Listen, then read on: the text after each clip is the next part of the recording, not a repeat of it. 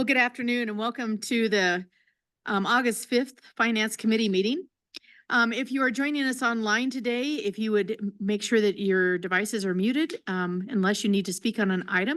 If you'd like to speak on an item, you can raise your virtual hand and Jennifer will recognize you and give you the opportunity to make public comment. If you're here joining us in person, if you would make sure that you put your devices on manners mode. And be sure and identify yourself if you'd like to make comments when you approach the podium. And with that, Jennifer, if you will read the first item, please. Number 11, resolution amending the City of Cheyenne 2023 Program Year Annual Action Plan prepared by the Cheyenne Housing and Community Development Office.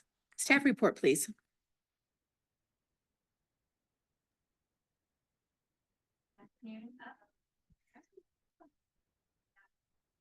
Good afternoon.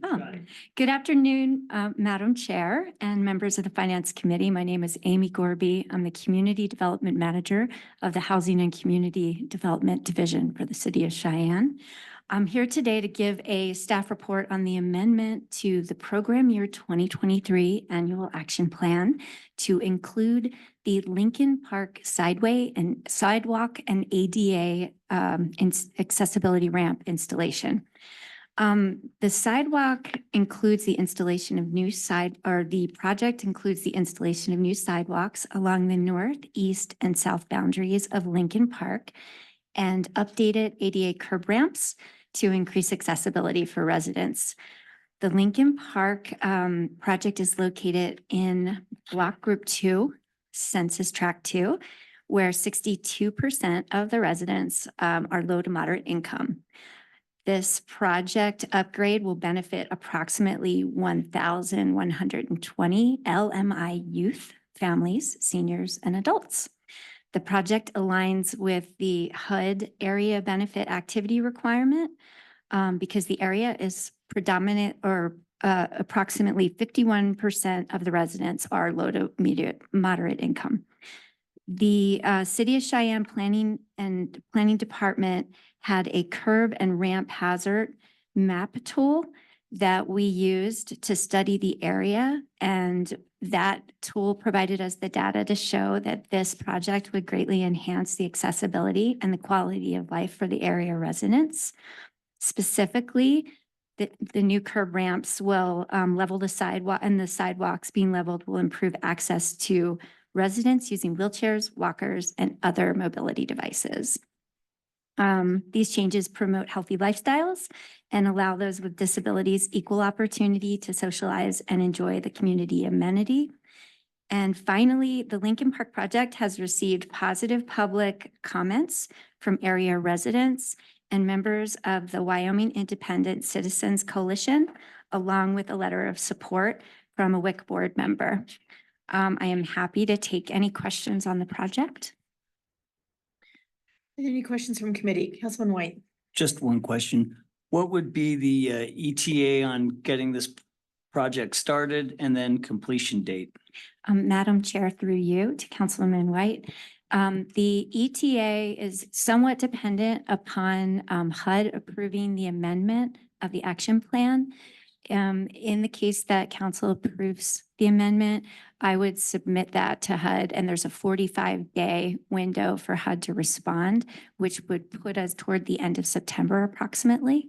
And then I would refer to Department Head Jason Sanchez on the timeline at that point, because I think that those details are still being developed. Thanks, Amy. Jason, is there an estimate once the project gets going on how long it would take to get completed? Madam Chair, Jason Sanchez, Community Rec and Events, through you to Councilman White. As soon as we had the approval from the HUD board, then we would do RFP for the project. Hopefully have it done this fall. I don't see a reason why we wouldn't be able to get it done before winter. Thank you. Any other questions from committee? I did have a couple of questions. One is on your hearing that you held on July 22nd. Can you tell us how many people were in attendance? Certainly, Madam Chair. We found out because of our citizen participation plan that we weren't required to do a public hearing, but we still did hold one at the Housing and Community Development Advisory Council, and we had 2 attendees via Zoom. Thank you. And my last question is, have we thought about how this might interplay with the plans for the development of the Johnson Pool? Again, I'm going to refer to Jason Sanchez on that. Madam Chair, Jason Sanchez, Community Rec and Events. Yes, we actually have a public meeting this Wednesday to take input for the design of the new pool, and all of this will be taken into consideration with that design. Great, thank you. Any other questions from committee? Okay, any public comment? Hearing or seeing none, I would, oh. Oh, no. Madam Chair, someone from Habitat for Humanity is on their way here, but they're running late. I'm sorry.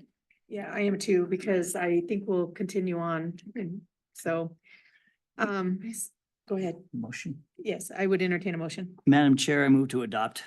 Second. Okay, we have a motion by Councilman White and a second by Councilman Johnson to adopt. Is there any discussion? Hearing or seeing none, all in favor say aye. Aye. Okay, this item will move forward with a recommendation to adopt at the next meeting of the city council. Thank you. Next item. Number 12, resolution authorizing submission of an application to the Wyoming State Loan and Investment Board for a loan from the Wyoming Drinking Water State Revolving Fund for the hypochlorite generation project in the amount of $4 million, and authorizing the Director of the Board of Public Utilities to execute the application and all related documents. Mr. Strong. Yeah, Frank Strong with the Cheyenne Board of Public Utilities.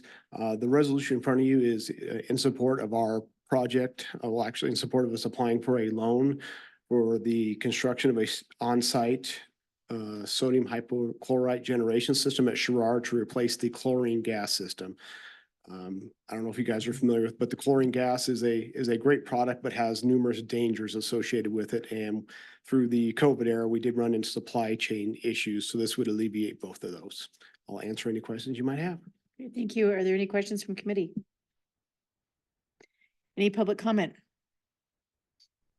Hearing or seeing none, I would entertain a motion. Madam Chair, I move to adopt. Second. Okay. We have an motion from Councilman White and a second from Councilman Cook. Oh, I'm sorry, Johnson. Johnson. Sorry, I couldn't tell which one of you it was. I wasn't looking at you, sorry. Any discussion? Hearing or seeing none, all in favor say aye. Aye. Okay, this item will move forward with a recommendation to adopt at the next meeting of the council. Next item, please. Number 13F, contract between the City of Cheyenne, Office of Youth Alternatives, and Laramie County to provide probation diversion services to youth appearing in both the Laramie County Circuit Court and the Municipal Court for the City of Cheyenne. Staff report, please. Good afternoon, Madam Chair and committee members. Jay Sullivan, the Director of Youth Alternatives. The item before the committee this afternoon is in fact a long-term contract that has been in place, I believe, since 2006 to provide the probation and diversion services to both circuit courts and municipal court. The amount of that contract is $78,280, and I'll stand by for any questions. Thank you. Are there any questions from committee? Okay, I have a question. Can you tell us, Mr. Sullivan, how this is different in the dollar amount than what we have paid previously? Madam Chair, this dollar amount takes into consideration the increase from the COLAs and other expenses related to benefits. I believe it was, I want to say a $2,000 increase from the previous years. Thank you. Okay, any other questions from committee? Any public comment? Hearing or seeing none, I would entertain a motion. Madam Chair, I move to approve in an amount not to exceed $78,280. Second. Okay, we have a motion from Councilman Cook and a second from Councilman Johnson. Is there any discussion? Hearing none, all in favor say aye. Aye. Okay, this item will move forward with a recommendation to approve at the next meeting of the council. Next item, please. Number 13G, contract between the City of Cheyenne, Office of Youth Alternatives, and Laramie County to provide services to the Laramie County Juvenile Crisis Shelter. Okay, the staff report, please. Madam Chair and committee members, Jay Sullivan, the Director of Youth Alternatives. Once again, this is a contract that has been in place now for, I believe, the past 3 years with the county to provide the services to the to the crisis center, counseling services and screening of those youth that are being placed out there. The amount of this contract is $88,580, and I'll stand by for any questions. Okay, are there any councils from committee? Councilman Cook. Madam Chair, through you, Director Sullivan, how many youth have we served these services with at the Laramie County Crisis Center over the last 3 years, or the life of the current contract? Madam Chair, through you to Councilman Cook, I believe this last year was a total of 64 youth served. Now, that doesn't mean that they were necessarily placed, but they were able to be diverted and receive services without being placed in the crisis center. I'd be glad to provide a 3-year total outside of this meeting. Thank you. Councilman Johnson. Yes, this is either for Jay or for the city treasurer. Can someone explain how the moving to an approve on the last 2 items is revenue to the city? Just clarification on what that means, because it seems weird that we're approving a contract, but somehow it's revenue to the city. If I can just get clarification on that verbiage. Madam Chair, Jay Sullivan. This is revenue. It's a contract. The county is actually paying us to provide these services to the youth being served in both capacities, whether it's through the probation and diversion program or through the crisis center. Without the funding for this, we would not be able to provide those services. Okay. Treasurer. Madam Chair, Sorry. Chris Jones, City Clerk. It's been a long day.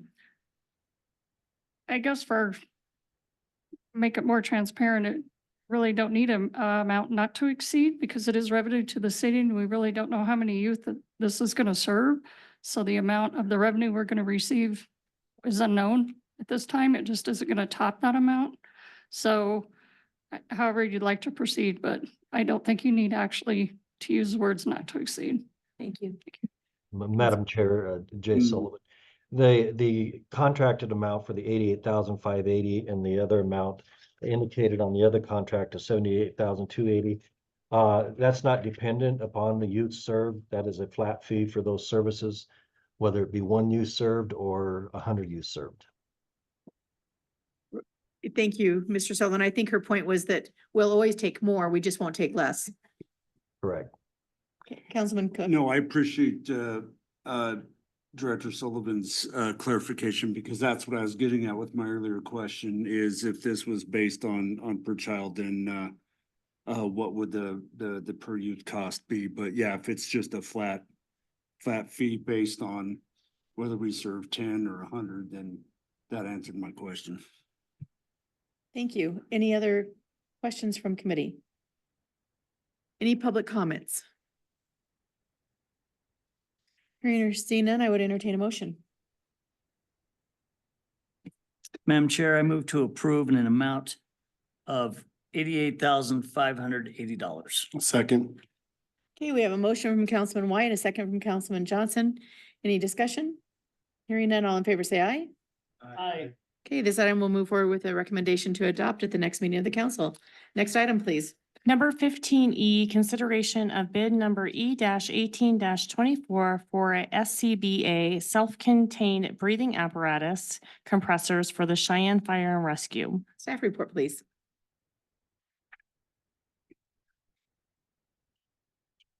It's not on. It's not, it needs to turn red. There you go. There, I'll figure it out one of these days. Good afternoon, Madam Chair and Committee. Ryan Anderson, Lieutenant with Cheyenne Fire Rescue. The item before you today is for your consideration, a purchase of self-contained breathing apparatus compressors for our 3 new fire stations and replacements for our training facility and headquarters at Station 1. Cheyenne Fire Rescue was awarded a FEMA Assistance to Firefighters Grant, or AFG, for the purpose of fixed air compressors for our fire stations. FEMA awarded CFR with a $387,043.63 grant for installation of new and replacement compressors.